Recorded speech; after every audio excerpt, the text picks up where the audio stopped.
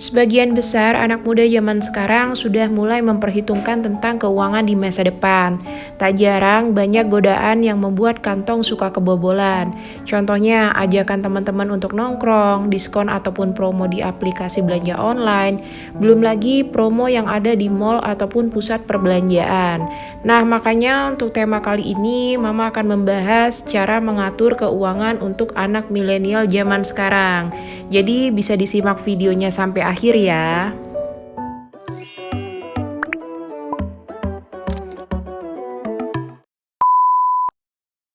Nah, di sini Mama mau ucapin terima kasih dulu buat teman-teman yang sudah klik video ini. Terus buat teman-teman yang selalu nonton dan selalu komen, Mama juga ucapkan terima kasih banyak.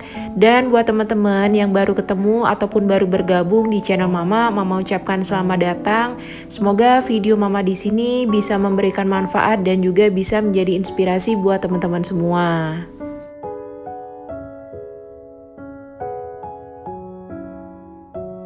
Nah, jadi untuk cara yang pertama, jangan menanamkan dalam pikiran kita bagaimana caranya untuk cepat kaya.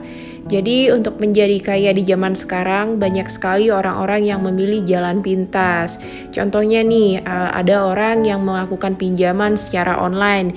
Biasanya itu suka ditawarin dari sosial media, bahkan kita suka menerima SMS langsung ke nomor pribadi kita. Terus juga nggak sedikit orang yang mengajukan pinjaman ke bank dengan nominal yang besar. Nah, mereka berani mengajukan pinjaman untuk memenuhi gaya hidup mereka sehari-hari. Terus ada lagi nih orang yang berinvestasi padahal mereka itu belum tahu gimana caranya berinvestasi yang benar. Jadi menurut Mama sih nikmatin aja prosesnya dari awal. Jadi waktu kita udah sukses nanti kita itu bisa lebih menghargai hasilnya. Karena kita sudah tahu gimana prosesnya di awal, gimana susahnya kita itu mengumpulkan uang, gimana caranya kita menyisihkan uang untuk menabung. Jadi kita bisa lebih menghargai.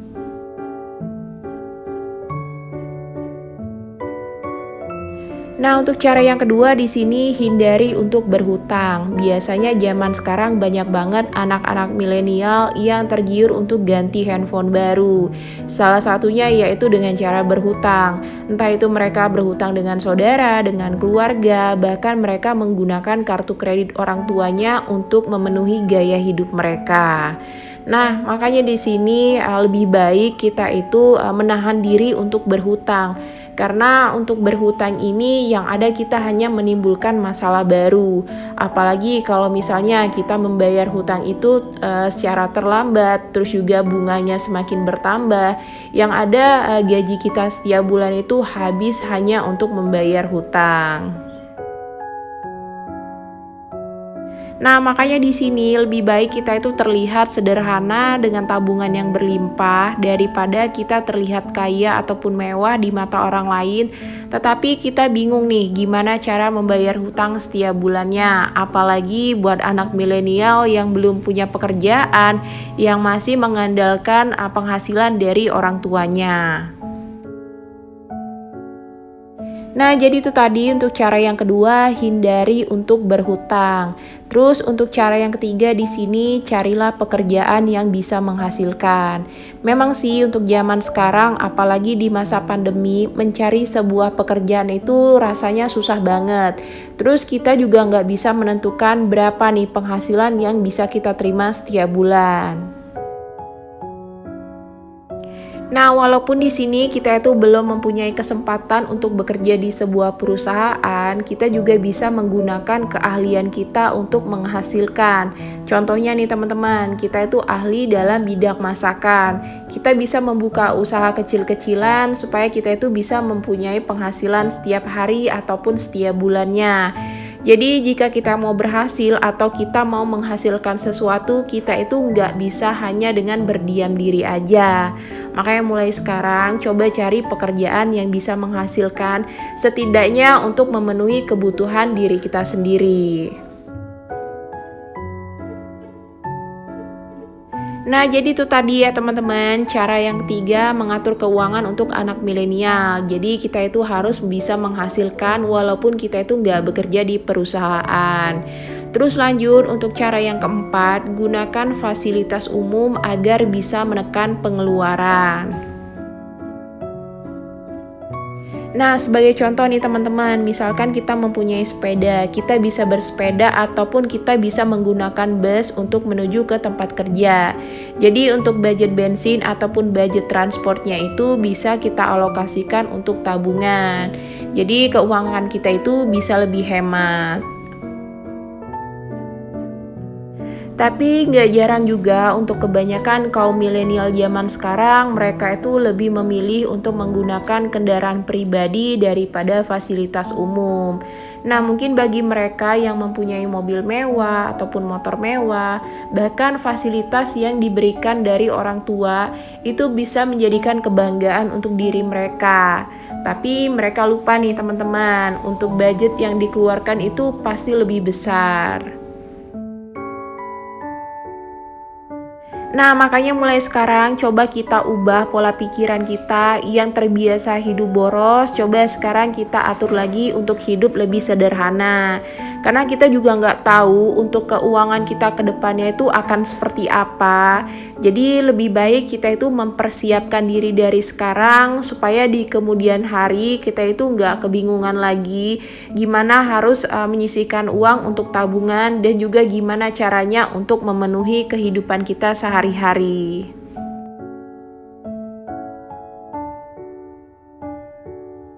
Nah, terus untuk poin selanjutnya di sini kita itu jangan bersikap egois ya, teman-teman. Jadi cara mengendalikan ego yang paling mudah yaitu hiduplah sesuai dengan kemampuan keuangan kita. Jangan memaksakan diri untuk bergaya hidup di atas kemampuan agar terlihat istimewa di mata orang lain.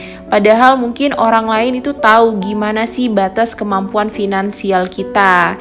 Jadi kita itu harus hidup untuk membuat diri kita happy, bukan memaksakan orang lain untuk terlihat happy dengan keegoisan kita. Nah, sebagai contoh nih teman-teman, dengan uang 2 juta rupiah, kalau misalnya kita itu bersikap egois, yang ada penghasilan itu nggak akan cukup untuk memenuhi kebutuhan kita selama 1 bulan. Tapi kalau misalnya kita hidup apa adanya, terus juga kita nggak pusing mikirin komentar orang lain, untuk penghasilan 2 juta rupiah itu pasti cukup untuk kebutuhan kita selama 1 bulan. Makanya mulai sekarang lebih baik kita itu mementingkan diri kita sendiri daripada mementingkan komentar ataupun pendapat orang lain. Nah, terus di sini untuk poin terakhir, gimana caranya mengatur keuangan untuk anak milenial, yaitu partner ataupun pasangan kita harus bisa mengerti dan peduli dengan keuangan kita. Nah, jadi salah satu faktor keberhasilan kita dalam mengatur keuangan ialah support dari pasangan kita. Jadi, bagi orang-orang yang sudah berkeluarga ataupun berumah tangga, support dari pasangan itu salah satu faktor yang terpenting. Misalnya nih, suaminya itu mempunyai sifat boros. Nah, si istrinya inilah yang harus mengingatkan supaya keuangan di rumahnya juga lebih terarah lagi. Tapi buat kaum milenial ataupun buat anak-anak muda zaman sekarang yang belum berkeluarga ataupun belum mempunyai pasangan, itu bisa mendapatkan support ataupun bisa juga sharing dengan orang tuanya gimana caranya supaya keuangan kalian itu lebih teratur lagi. Nah, terus juga menurut Mama, bagi anak-anak muda ataupun kaum milenial yang mungkin sudah mempunyai pekerjaan dan juga penghasilan sendiri, kalian juga jangan terlalu menutup diri tentang penghasilan kalian itu kepada orang tua. Kenapa? Karena menurut Mama, kalau misalnya kalian itu mempunyai sifat yang boros, orang tua kalianlah yang bisa mengingatkan. Jadi supaya kalian juga lebih hidup hemat lagi ya teman-teman. Terus juga menurut Mama, keberhasilan kalian juga berkat doa dari orang tua. Nah, jadi sekian dulu ya teman-teman untuk cara mengatur keuangan untuk anak milenial di zaman sekarang. Semoga videonya di sini bisa memberikan manfaat dan juga bisa menjadi inspirasi. Terus juga terima kasih buat teman-teman yang sudah menonton video ini dari awal sampai akhir. Ketemu lagi di video Mama selanjutnya dan juga video tentang keuangan lainnya. Assalamualaikum, bye-bye.